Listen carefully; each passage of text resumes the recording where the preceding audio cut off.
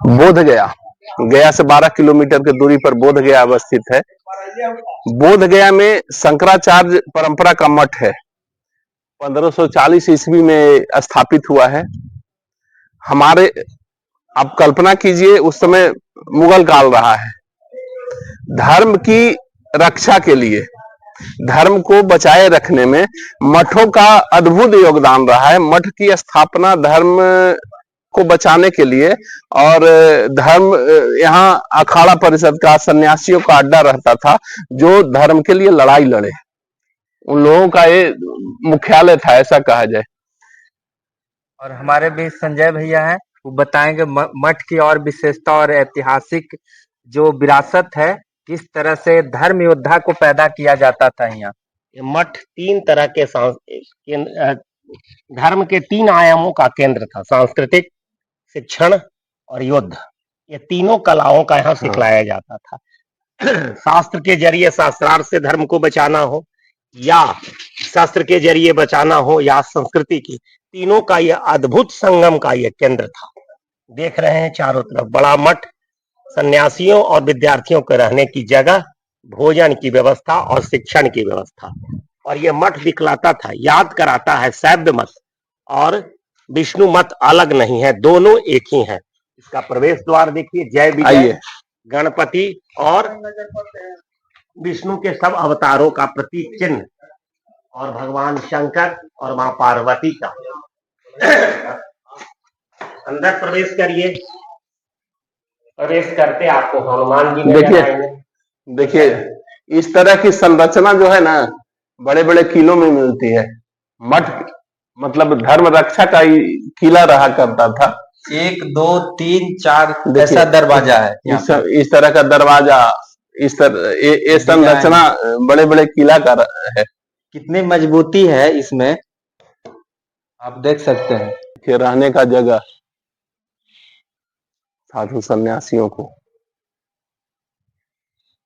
देखिए जब आज के 400 साल का पहले का बना हुआ, देखिए सब लोहे का गाटर, पत्थर, विद्यार्थियों और गारा चूना का संतों को रुकने के लिए व्यवस्था है, सब व्यवस्था, जो आजकल नया मॉडर्न युग में जिसको हम लोग हॉस्टल कहते हैं। बोध गया मठ का सामूहिक चूल्हा था। यहाँ बड़ी संख्या में साधु सन्यासी, तीर्थ यात्री और अखाड़ा, ये नागा साधु बड़ी संख्या में रहते थे। सामूहिक चूल्हा था। देखिए ढेकी, इधर से आइए, दिखाइए इधर ढेकी। अभी देहात में कहीं नहीं मिलता है, यहाँ ये ढेकी उपलब्ध है। देखिए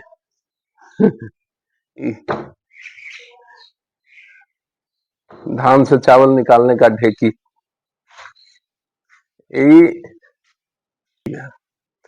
मठ तो शंकराचार्य का था।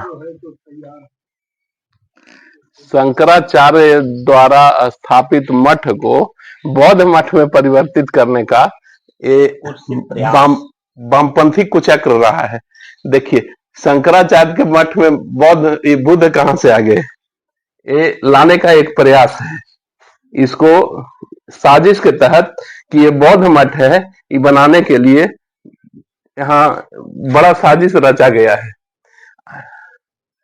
अगर देखिए सब बुद्ध की प्रतिमा। हमारे साथ हैं संजय जी, धर्म जागरण के विभाग संयोजक हैं, और इस मठ के बारे में ज्यादा जानकारी हमसे रखते हैं। तो सर बताइए कि ये जो मूर्तियां हैं तो बुद्ध का है, और शंकराचार्य का मठ में ये कैसे अवस्थित हो गया? हमारे पास दो मूर्तियों का समूह है। एक ये भगवान बुद्ध के नाम पर मूर्ति जो लगाई गई है, और एक मूर्ति देखिए। इस मूर्ति की आयु देखिए, जो वास्तविक रूप में शंकराचार्य मठ की मूर्ति थी, पुरातन काल की मूर्ति थी। ये किसी हमारे महात्मा की मूर्ति है ना, जो इस मठ के पहले थे, सतानंद गिरी से पहले। और बात देखिए, उनकी प्रतिमा का पुरातन देखिए, और दीवार से जुड़ने की व्यवस्था को देखिए, दोनों कितना पुराना लगता है। और इधर देखिए, बुद्ध की प्रतिमा ला करके स्थापित की गई है। जद्दोजहद के रूप में कोई भी प्रतिमा दीवार से अवस्थित नहीं, कॉपी पेस्ट किया गया है। ये प्रमाणित करता है कि बुद्ध मठ को कालांतर में हमारे राजनेताओं द्वारा और समाज के दलालों के द्वारा बौद्ध मठ में परिवर्तित करने का एक प्रयास था। मगर आज जो राष्ट्र के साथ अग्रणी भूमिका 1857 के उसको का गद्दार कहा जाता है, उस समय भी क्रांतिकारियों का ये शरण स्थल रहा है, शरण स्थल रहा है। केंद्र रहने का कारण मूल रहा है भारतीय जीवन पद्धति, इसमें त्याग ही मूल आधार था, भोग नहीं। अभी हम लोग हैं बोध गया मठ में, और मठ परंपरा अभी गुरु शंकराचार्य के द्वारा शुरू किया गया परंपरा है। मठ से धर्म की रक्षा हुई है, मठ से समाज का कल्याण हुआ है। इतना लंबा इस्लामिक काल में हिंदू बचा है, इसमें मुख्य भूमिका मठ और अखाड़ा परिषद कर रहा है। हमारे साथ बैठे हैं हम लोग के अभिभावक, संघ के वरिष्ठ प्रचारक और धर्म जागरण के उत्तर पूर्व क्षेत्र प्रमुख माननीय सूबेदार जी। विशेष मठ परंपरा के बारे में सूबेदार जी बताएंगे। ये जो हमारी मठ परंपरा है, ये इस परंपरा को भगवान बुद्ध ने दी और हम सारे लोग जानते हैं कि एक समय ऐसा आया था कि यह देश नास्तिकता की ओर बढ़ रहा था, और जब भारत नास्तिकता की ओर बढ़ता है तो भारत अराष्ट्रीयता की ओर भी बढ़ जाता है। इसमें एक महापुरुष आए जिनका नाम था आर्यभूषण।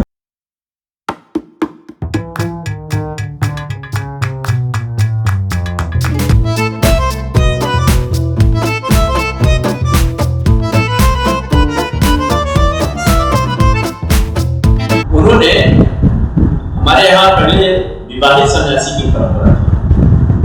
आज गुरु शंकराचार्य के सामने इतनी बड़ी चुनौती भारत की थी, उन्होंने अविवाहित सन्यासी निकालने शुरू किए। शंकराचार्य के बाद हम सारे लोग जानते हैं कि वैष्णव परंपरा के युग है, और केवल बौद्ध हमारे सामने चुनौती नहीं थी, तो इस्लामिक काल में हमारे सामने जबरदस्त चुनौती आई, और उस चुनौती में रामानुजाचार्य ने दक्षिण से पूरा उत्तर का भ्रमण किया, और यहाँ तक कि काशी में जो भारत की सांस्कृतिक राजधानी है वहां पर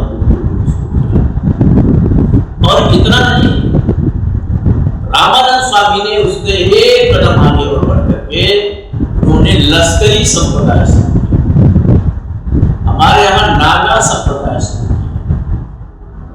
और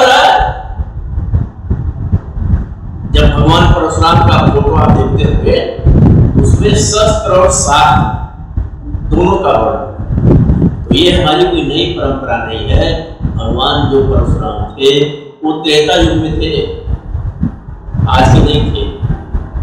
इसलिए हमें यह समझने की जरूरत है कि हमारे सन्यासियों ने जहां पर मठ स्थापित करके हिंदू धर्म के सन्यासियों का, साधुओं का, पुरोहितों का प्रशिक्षण दिया, वहीं पर उसकी सुरक्षा के लिए शस्त्रों का भी ज्ञान दिया। आज भी भारत के अंदर बहुत सारे गुरुकुल हैं जहां पर शास्त्र के शास्त्र में शस्त्र की भी शिक्षा दी जाती है, आज भी दी जाती है। तो ये जो भारत है, समय समय पर, हमारा भारत ऐसा नहीं है, हमारा सनातन धर्म भी ऐसा नहीं है, कोई रूढ़िवाद नहीं, हमारे यहाँ रूढ़िवाद कोई स्थान नहीं है। इसलिए अगर पुरातन समाज है, कोई रूढ़ी आई तो रूढ़ी को समाप्त करने के लिए कभी कुमारी आए होंगे, कभी शंकराचार्य आए होंगे, कभी रामानुजाचार्य आए होंगे, कभी रामानंद स्वामी आए होंगे, कभी जो है इन सारे लोगों के इतर जब विश्व से संघर्ष चल रहा था तो ऋषि दयानंद। तो इसलिए सबने इसका मठ व्यवस्था का सुदृढ़ मठ कैसा था, जैसे हमारे राजा महाराजा जो है किला बनाते थे, और वह किला किस लिए होता था, उस किले के केंद्र सैनिक रहा करते थे, वह सैनिक विदेशी शत्रुओं से युद्ध लड़ा करते थे। इसलिए आपको ध्यान होगा कि अरब तक जब जीते बप्पा रावल और लौटे जीतकर, तो हर 100 मील पर एक एक किला बनाते रहे, ठिकाना बनाते हैं, सही करते हैं। तो 8वीं शताब्दी के बाद 1195 में भारत पर मुस्लिम आक्रमण हुआ। इतना लंबा आक्रमण क्यों नहीं हुआ? क्योंकि इतने हमारे पास किले थे, इतने सैनिक थे, राजा थे। और एक और गलतफहमी इसमें फैलाई गई। क्या कहा गया कि हमारे राजे रजवाड़े आपस में लड़ते, बिल्कुल असत्य, बिल्कुल गलत। सारे राजाओं ने मिल करके बप्पा रावल के नेतृत्व में अरब तक मुसलमानों को पराजित किया। उसी प्रकार हमारे यहाँ के जो साधु है, संत है, महात्मा है, इन्होंने बड़े बड़े मठ, उन मठों के अंदर नागा साधु तैयार किए, उन मठों के अंदर लश्करी संप्रदाय, लश्कर की सेना, एक संप्रदाय ही हुए और उन्होंने अपने बल पर इस विकट इस्लामिक आक्रमण में हिंदू धर्म की सुरक्षा की। जो सबसे बड़ी गड़बड़ी हुई हमारे देश के अंदर 1947 के बाद, देश का जो प्रथम प्रधानमंत्री छल और कपट के द्वारा आया, जो विशुद्ध तानाशाही के रूप में आया, क्योंकि चुने हुए प्रधानमंत्री ने अगर कांग्रेस कमेटी को नाम दिया तो 14 वोटों में 13 वोट पटेल को मिला था, 1 वोट आचार्य रानी को मिला था। उन दोनों को दरकिनार करते हुए अंग्रेजों के इशारे पर महात्मा गांधी ने जवाहरलाल नेहरू को क्यों बनाया? अपने स्वार्थ के लिए बनाया। अंग्रेजों ने क्या स्वार्थ था? भारतीय स्वाभिमान को नष्ट करा। इसलिए वामपंथियों के द्वारा लिखित इतिहास हमको पढ़ाया गया, यह कहा गया कि हम पराजित हुए। असली बात यह है कि हम पराजित नहीं हुए। हमें विक्रमादित्य के इतिहास नहीं पढ़ाया गया, हमें पुष्यमित्र शुंग का इतिहास नहीं पढ़ाया, हमें बप्पा रावल के इतिहास नहीं पढ़ाया गया। जब यहाँ तक चंद्रगुप्त को महान न कह करके बौद्ध हो गया, अशोक को महान कहा गया। अब आप लंबी साजिश है, लंबी साजिश है। महान होना चाहिए चंद्रगुप्त को, जिसने भारत को अखंड किया, और महान किसको किया? अशोक को किया। अशोक कौन था? हो गया, उसके बाद भारत खंड खंड हो गया। और इसलिए अखंड इस देश को अखंड बनाने वाला महान नहीं हुआ, खंड खंड करने वाला महान हुआ। गजब की साजिश। ये वामपंथी प्लस नेहरू की साजिश थी, इसलिए ये दुर्भाग्य हमारे सामने है। लेकिन मूल समस्या वैसे अब एक और 1947 के बाद समाज में लड़ने की परंपरा खत्म हो गई। आज जितना भी अन्याय और अत्याचार के खिलाफ पहले एकजुट होकर के समाज खड़ा हो जाता था, सन्यासी खड़ा हो जाते थे, साधु संत आगे आ जाते थे। आज वो परंपरा अन्याय और अत्याचार के खिलाफ समाज लड़ने के लिए तैयार नहीं है। वास्तव में वो परंपरा फिर से चालू होना चाहिए, चालू होना चाहिए। उसमें एक मामला एक फिर से गड़बड़ी हो गया कि हमारे लिए सन्यासी क्या कहते थे कि बिना स्वराज्य के स्वधर्म का पालन नहीं हो सकता। ऋषि दयानंद ने सारी लड़ाई लड़ी जो देश आजादी की, वो कहते थे बिना स्वराज के स्वधर्म का पालन नहीं हो सकता। इतना प्रचार इसका हुआ हमारे देश को, जब देश विभाजन के बाद हमारे देश के सनातन धर्मावलंबियों को ये लगा कि अब स्वराज्य आ गया है, और अब स्वराज्य आ गया है, हमारी लड़ाई कौन लड़ेगा? सरकार हमारी लड़ाई लड़ेगी। यह हिंदू समाज के साथ धोखा है। इसलिए आज समय की अवस्था है, हिंदू समाज को अपनी लड़ाई स्वयं लड़ने की आवश्यकता है। अभी हम शंकराचार्य मठ बोध गया में हैं।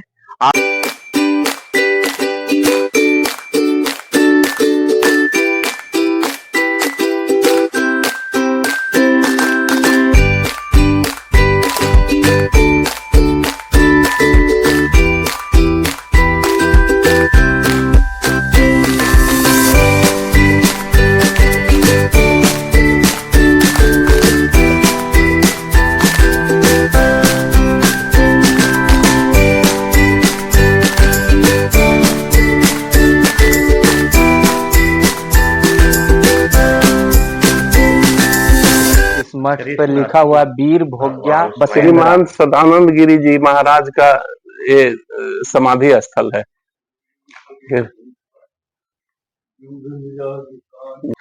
सदानंद गिरी जी का ही समाधि स्थल है। यहाँ के बड़ा ही मतलब अद्भुत महंत जिनकी कृति है, उनका ये समाधि स्थल है। सदानंद गिरी जी अयाचक ब्राह्मण समाज से बिलोंग करते थे। उनका ये समाधि स्थल है। आइए हम लोग अंदर आते हैं। अपने के यहाँ एक परंपरा रहा है समाधि पर शिव जी को स्थापित करने का। बोध गया मठ में जो बड़े महंत जी हैं, उनकी आयु लगभग 90 साल हो गई है। बहुत ज़्यादा बता नहीं पाते। यहाँ का व्यवस्था देखते हैं। हमारे साथ हैं विवेकानंद गिरी जी और सत्यानंद गिरी जी। दोनों बोध गया मठ का वर्तमान व्यवस्था है, यही दोनों देखते हैं। हम विवेकानंद गिरी जी से आग्रह करेंगे कि इस मठ का स्थापना उद्देश्य के बारे में कुछ हमें बताएं। देखिए, बोध गया मठ की अगर स्थापना के संबंध में हम बात करें तो जनश्रुतियों के अनुसार जो है और यहाँ की जो जनमानस है उनके अनुसार ये भगवान शंकराचार्य के द्वारा, जो आदिगुरु शंकराचार्य हैं, वर्तमान पीठ की स्थापना उनके द्वारा ही किया गया है। किंतु भगवान बुद्ध के आगमन के पूर्व भी यहाँ पे हिंदू सन्यासी रह करके अपने मोक्ष मार्ग में किस प्रकार से उनको मोक्ष मिले इसके लिए साधनरत हमेशा से रहे हैं। लेकिन वर्तमान जो मठ पीठ आप देख रहे हैं वो आदिगुरु शंकराचार्य के द्वारा ही स्थापित है। और अगर हम प्रमाण के अनुसार कहेंगे तो जो शास्त्रीय प्रमाण मिलते हैं वो अंग्रेजों के शासनकाल के समय में 1590 से घमंडी गिरी जी यहाँ हुए, उनके के समय से जो है लिखित परंपरा हमारे बोध गया मठ की है। और जैसा कि पूरे भारतवर्ष में भगवान शंकराचार्य ने मठों की स्थापना का जो उद्देश्य है वो हमारी संस्कृति, हमारे धर्म शास्त्र जो है, समाज के जो है हर एक वर्ग तक कैसे पहुंच सके, उसका उद्देश्य की पूर्ति के लिए ही मठों की स्थापना पूरे भारतवर्ष में की गई है। तो जिस उद्देश्य से पूरे भारतवर्ष में मठ की स्थापना की गई है, उसी उद्देश्य से मठ की स्थापना बोध गया में भी की गई है। मठ का मतलब ही होता है जहाँ पे सन्यासी रहते हैं और रह करके अपनी धर्म संस्कृति का प्रचार प्रसार करते हैं। बोध गया मठ दशनाम परंपरा में गिरी सन्यासियों का स्थान है। और हमारा जो, चूंकि हम जिस क्षेत्र में आते हैं, हम पुरी के क्षेत्र में आते हैं। अगर आप जानते हो तो पूरे भारतवर्ष में भगवान शंकराचार्य ने सांस्कृतिक रूप से भारत को एक करने के लिए 4 मठों की स्थापना 4 दिशाओं में की है। और 4 दिशा में मठ की स्थापना करने का उनका मूल उद्देश्य जो है संस्कृति के रक्षण के साथ साथ वेदों के रक्षण से भी है। तो प्रत्येक जो मठ है उसमें एक वेद प्रमुखता से दिया गया है। तो जो गया का जो क्षेत्र है, तो क्षेत्र के दृष्टिकोण से ये पुरी के अंतर्गत मठ आता है। किंतु हमारी परंपरा जोशी मठ की है, किंतु हम जो क्षेत्र में हैं वो पुरी के क्षेत्र में हैं। और हमारा जो प्रमुख वेद है वो ऋग वेद है। तो प्राचीन समय से ऋग्वेद और ऋग्वेद की शाखाओं का अध्ययन अध्यापन बोध गया मठ में होता रहा है। जब पलासी के युद्ध में जो है अंग्रेज जब विजयी हो गए और उनका जो है स्टेट पर जब कब्जा हो गया, तो अंग्रेजों के विरुद्ध में जो सबसे पहले आंदोलन किया है वो सन्यासियों ने किया है, जिसको हम लोग सन्यासी विद्रोह भी कहते हैं। आजकल इतिहास बेतिया राज ने भी सन्यासी विद्रोह में बड़ा मतलब, हाँ, आजकल उसको इतिहास किसान विद्रोह भी कहते हैं। तो आपको सन्यासी विद्रोह का केंद्र बोध गया मठ रहा। तो जो भी सन्यासी वहाँ पे उनका शरीर पूरा हुआ युद्ध करने में, विरोध करने में, उनका वर्तमान में समाधि आपको महाबोधि महाविहार जो है ना, उसी के परिसर में बना हुआ है। अभी आप जाएंगे वहाँ पर तो 400 महात्माओं की समाधियाँ वहाँ पर है। जो महात्मा जो है उसमें से जो महात्मा सन्यासी विद्रोह में मारे गए, और सन्यासी विद्रोह करने के कारण जो बोध गया मठ का एस्टेट था, उस एस्टेट की सारी जमींदारी जो है वो अंग्रेजों के द्वारा जब्त कर लिया गया। कि महंत जी जो है वो हमारे विरुद्ध में आंदोलन किए तो उनकी सारी संपत्तियों को जब्त कर लिया गया। और अभी देखने में जो डॉक्यूमेंट मिल रहा है इंटीग्रेशन ऑफ इंडिया, जो प्रिंसली एस्टेट रहा पूरे भारतवर्ष में, जो प्रिंसली एस्टेट रहा कि 565 रियासतें थी, तो उसमें अंग्रेजों के द्वारा भी एक अनुबंध प्राप्त हो रहा उसी समय था। लेकिन हम लोग के ध्यान में भी उसको आ रहा है कि राजाओं को वो एक शर्त लगाते थे कि आप अपने राज्य में महात्माओं का कोई भी जो है कार्यक्रम नहीं करेंगे। क्योंकि राष्ट्र के प्रति जो भाव महात्माओं का था वो पूरे भारतवर्ष में जो है वो घूम घूम करके प्रचार प्रसार कर रहे थे। तो इस प्रचार प्रसार को रोकने के लिए उन्होंने ये लगा दिया, प्रतिबंध एक तरीके से लगाया सन्यासियों को। तो ये रहा है आपको प्रथम स्वतंत्रता आंदोलन का केंद्र रहा है।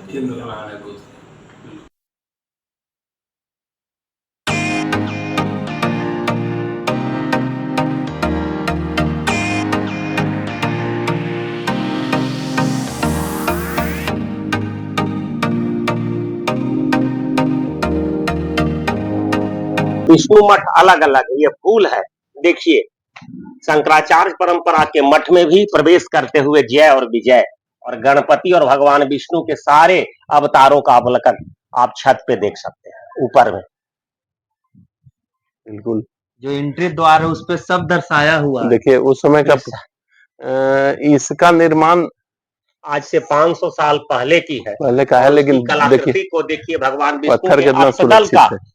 प्रतीक है कि नहीं, जो कमल का प्रतीक है। आदि गुरु शंकराचार्य का मूल उद्घोष है कि मैं कौन हूं, मैं ब्रह्म हूं, अगला व्यक्ति भी ब्रह्म है। उसी परंपरा से जितने यहाँ के महंत थे इसी स्थान पे बैठते थे और इस शब्द का उद्घोष करते थे, अहम ब्रह्मास्मि, मैं भी ब्रह्म तुम भी ब्रह्म। न कोई छोटा न कोई बड़ा, न कोई जात न लिंग का परिवर्तन, न उम्र का अंतर, सब ब्रह्म है। इस जय का उद्घोष इसी जगह पर बैठकर किया जाता है। अच्छा, ये एक तरह से बगछाल संतों पे का बैठते। सिंहासन है। हाँ, संतों का सिंहासन है, बाघ के छाल का। देखिए अभी जीर्ण अवस्था में बाघंबर बचा हुआ है। ये बाघ का छाल है। हाँ।